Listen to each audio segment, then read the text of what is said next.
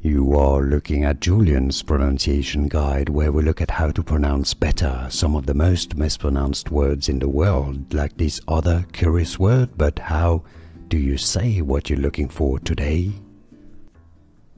Let's learn how to pronounce this word once and for all correctly in English, also from Latin. In English, it's pronounced id. If it's an acronym, it's pronounced ID, as in the letter I and the letter D, as in identification, ID, or ed. Latin pronunciation, ed.